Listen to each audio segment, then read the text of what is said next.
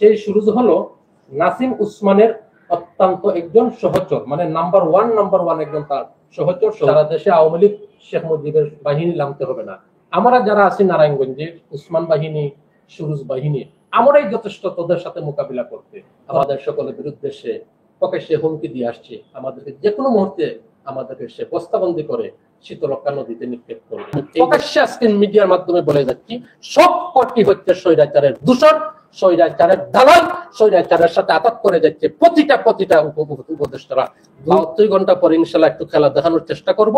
অসংখ্য মানুষের জীবন নির্বিকার উপর আক্রমণ, নির্যাতন, নিপীড়ন, বিভিন্ন পরিবারের জায়গা জমি বাড়িঘর থেকে শুরু করে ব্যবসা প্রতিষ্ঠান, জমি এবং বিভিন্ন প্রপার্টি, যে প্রপার্টি হচ্ছে বিভিন্ন এসেটের যে বিভিন্ন জায়গা জমি ছিল নারায়ণগঞ্জে, সিদ্ধিরগঞ্জ অঞ্চল, মদনপুর, এরপর এই কাজপুরের ব্রিজের আশপাশে এই ধরনের বিভিন্ন প্রজেক্ট ছিল। এই সমস্ত প্রজেক্টের উপরও এই শীর্ষ সন্ত্রাসী, সবচেয়ে তার যে পরিচয় সেটি হচ্ছে সে একজন শীর্ষ ঋণখেলাপি বর্তমান বাংলাদেশে। শুধু আমার কথা নয়, এটা গণমাধ্যমের ভাষ্য এবং গণমাধ্যমের সাথে তার এই বিষয়টি উঠে এসেছে।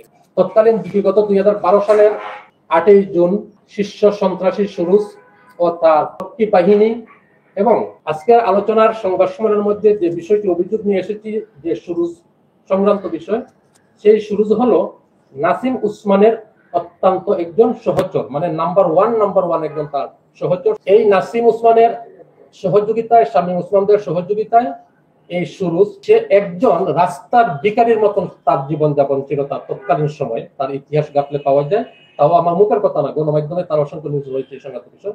সে একজন বিড়ি বিক্রেতা ছিল। এই বিড়ি বিক্রেতার শিরোনামের নিউজটি তৎকালীন 2012 সালের সেপ্টেম্বরে প্রকাশিত হয়েছে দেশের বহুল জনপ্রিয় গণমাধ্যমে।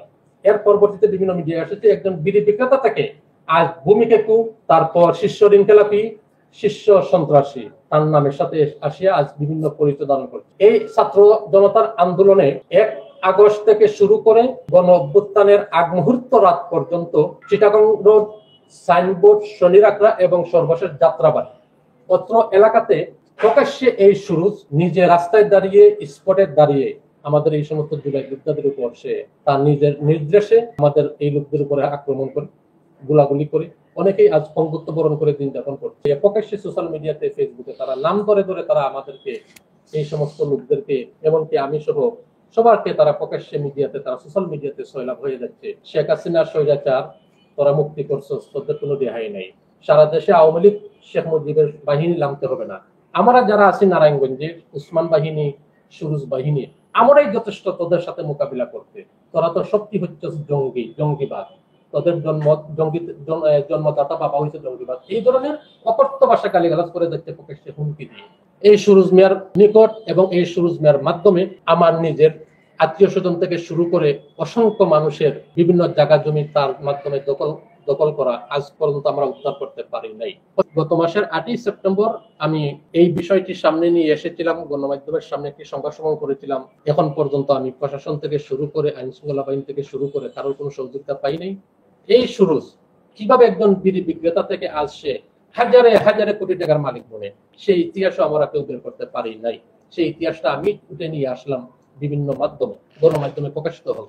আমার সংবাদ সম্মেলনের আগের দিন 7 সেপ্টেম্বর এই সুরুজ বাংলাদেশ কমার্স ব্যাংকে 78 কোটি টাকার সুদ মওকুফ করার জন্য এই কমার্স ব্যাংকের যে এমডি, নাম হচ্ছে মোশাররফ হোসেন, এই এমডি কে জীবন নাশের হুমকির মাধ্যমে তাকে কিডন্যাপের মতন আক্রমণ করে তার কাছ থেকে জাল সিগনেচার, জাল বিভিন্ন ধরনের তথ্য ডকুমেন্ট সামনে নিয়ে আসে তার 78 কোটি টাকা সুদ মওকুফ করার জন্য, সেই মওকুফটা করার জন্য। এই 78 কোটি টাকাকে সে নিয়ে আসছে 48 কোটি টাকাতে, কিন্তু প্রকৃতটা কিন্তু হচ্ছে 78 কোটি টাকা। আমাদের সকলের বিরুদ্ধে সে প্রকাশ্যে হুমকি দিয়ে আসছে, আমাদেরকে যে কোনো মুহূর্তে আমাদেরকে সে বস্তাবন্দি করে শীতলক্ষা নদীতে নিক্ষেপ করবে। দুদক তারা একটি তদন্ত কমিটি গঠন করে বাংলাদেশ ব্যাংকের এই দুর্নীতি, ঋণ মওকুফের বিষয়টি এবং আমি যে বিষয়টি সামনে নিয়ে আসলাম তার যে হাজার দুর্নীতি এবং এই জায়গা জমি থেকে শুরু করে বাড়িঘর পর্যন্ত দখল, জালিয়াতির মাধ্যমে সবগুলো তখন দুদকের নজরে আসে। তখন দুদক তাদের পক্ষ থেকে একটি কমিটি গঠন করে। কমিটি গঠন করার পর তারা একটা তদন্তের মাধ্যমে তারা তার বিষয়টি নিয়ে আসার পর দুদক থেকে একটি মামলা হয়েছে সুরুজের বিরুদ্ধে। মামলা হয়েছে কিন্তু ঠিক, কিন্তু মামলার কোনো ভবিষ্যৎ আমি এখন পর্যন্ত দেখতে পাচ্ছি না। 5-6 মাস পরে আমাদের এই বর্তমান ইউনূস সরকার, বর্তমান অন্তর্বর্তীকালীন সরকার, 5-6 মাস পরে সরকারের রূপ বদল হয়ে গেছে। এই সরকারের মধ্যে যারা উপদেষ্টা পরিষদে রয়েছে, হাতে গোনা 2 থেকে 3 সর্বোচ্চ 4 জন লোক ব্যতীত বর্তমান অন্তর্বর্তীকালীন সরকারে যারা রয়েছে, আমি প্রকাশ্যে আজকে মিডিয়ার মাধ্যমে বলে যাচ্ছি, সব কটি হচ্ছে স্বৈরাচারের দূষণ, স্বৈরাচারের দালাল, স্বৈরাচারের সাথে আঘাত করে যাচ্ছে প্রতিটা উপদেষ্টারা। হাতে নাতে ডকুমেন্ট, তথ্য, ছবি, ভিডিও, বিভিন্ন তথ্য প্রদান দেওয়ার পরেও আজ পর্যন্ত আমাদের এই সরকার, অন্তর্বর্তীকালীন সরকার বা প্রশাসনের পক্ষ থেকে কোন ধরনের একটি ভূমিকা নেওয়া হয় নাই। আগামীকাল বুধবার দিন থেকে এই শীর্ষ সন্ত্রাসী, শীর্ষ ঋণখেলাপি সুরুজ মিয়া এবং তার রক্ষী বাহিনী, সুরুজ বাহিনী, এদেরকে যদি আগামী 72 ঘন্টার ভিতরে সরকারের মাধ্যমে তার প্রশাসনের সহযোগিতা, প্রশাসন যদি কোনো ধরনের এই কার্যকরী কোনো পদক্ষেপ না নেয় এবং সুরুজ মিয়াকে যদি গ্রেফতার করা না হয়, কারণ তার সাথে যেহেতু মামলা জড়িত, মামলা আছে, যদি তাকে গ্রেফতার করা না হয়, আইনের আওতায় না নেওয়া হয়, 72 ঘন্টা পরে ইনশাল্লাহ একটু খেলা দেখানোর চেষ্টা করব। প্রকাশ্যে জাতীয় প্রেস ক্লাবের সামনে একটি কর্মসূচির আয়োজন করব। সম্পূর্ণ কর্মসূচিটা হবে আমার অন্তর্বর্তীকালীন সরকারের ব্যর্থতার দাবিতে, সরকারের ব্যর্থতার দাবি জানিয়ে সরকার পদত্যাগ করার জন্য আমি দাবি জানাবো। সেটা 72 ঘন্টা পরে, এখন জানাবো না। এই হচ্ছে তার বিরুদ্ধে যে বিভিন্ন ঋণ খেলা যে তথ্য ডকুমেন্টটা, এই হচ্ছে এই যে আমি বিষয়টা বললাম, জায়গা জমি দখলের সংক্রান্ত বিষয়, আমার বিভিন্ন তথ্য ডকুমেন্ট আছে এখানে, আন্দোলন বা অন্যান্য তার বিভিন্ন ক্রাইম ঘটনা, দুদকের জালে সুরুজ মিয়া থেকে 48 কোটি টাকা আনা হয়েছে 78 কোটি টাকা দিয়ে, সমকালের প্রতিবেদন। প্রকাশ্যে তারা বলে যাচ্ছে শেখ হাসিনা এবং বঙ্গবন্ধুর সৈনিক যারা রয়েছে, যে বা যেখানে আমরা রয়েছি, আমরা সারা বাংলাদেশ থেকে বা বাংলাদেশের আওয়ামী লীগের নেতা কর্মীরা কেউ বের হতে লাগবে, বের হওয়া প্রয়োজন হবে না। আমরা যারা নারায়ণগঞ্জে রয়েছি, শামীম ওসমানের কর্মীরা ও সুরুজ মিয়ার বাহিনী যারা আমরা রয়েছি, আমরা সুরুজ মিয়ার বাহিনী ও শামীম ওসমানের কর্মী যারা আমরা আছি, আমরাই একমাত্র এনাফ, আমরাই যথেষ্ট। এই জুলাই নাম ধরে যারা এই শেখ হাসিনাকে তারা ক্ষমতা থেকে সরিয়েছে, এই সমস্ত জুলাই নাম ধারণ করা জুলাই জঙ্গি, নাম দিয়েছে জুলাই জঙ্গি, যারা জুলাই যোদ্ধা এবং যারা জুলাই আন্দোলনে অংশগ্রহণ করেছে, এদের নাম ধারণ করেছে এই সন্ত্রাসী গ্রুপের পক্ষ থেকে জুলাই জঙ্গি নাম দিয়ে। তোদেরকে আমরা দেখে নিব।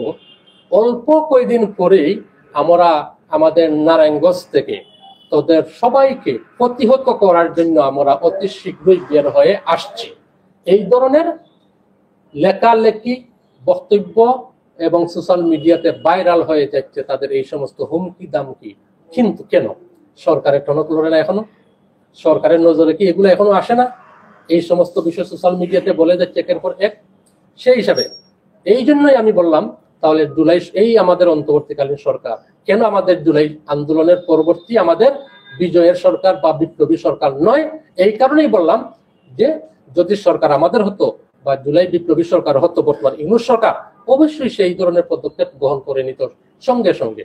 তাহলে তো সে নিবে কিভাবে? কারণ তার সাথে স্বৈরাচারের আঘাত, তার সাথে আওয়ামী লীগের বিগত যে সমস্ত দোসররা রয়েছে, দেশ ত্যাগ করে গিয়েছে, দেশের বাইরে রয়েছে, গোপনে বিভিন্ন ধরনের বিভিন্নভাবে তাদের সাথে তাদের কানেকশন, যোগাযোগ, আদান প্রদান চলছে। শুধু তাই নয়, এমনও নাম বলার প্রয়োজন বোধ করবো আমি 72 ঘন্টা পরে সব তথ্য সামনে নিয়ে, কোন কোন উপদেষ্টা আর কোন কোন বর্তমান সরকারের মধ্যে যারা বসে রয়েছে, কারা সরকারের এই বিভিন্ন দূষরদের যে সমস্ত ব্যবসা প্রতিষ্ঠান রয়েছে, কোটি কোটি টাকার বিজনেস রয়েছে, এই সমস্ত ব্যবসা প্রতিষ্ঠানগুলো দেখভাল করে যাচ্ছে, লালন পালন করে যাচ্ছে, হ্যাঁ, আমাদের এই সরকারের লোকজনের মাধ্যমে। এবং এই সরকারের লোকজনরা এই সমস্ত বিষয় 72 ঘন্টা পরে সামনে নিয়ে আসবো ইনশাল্লাহ।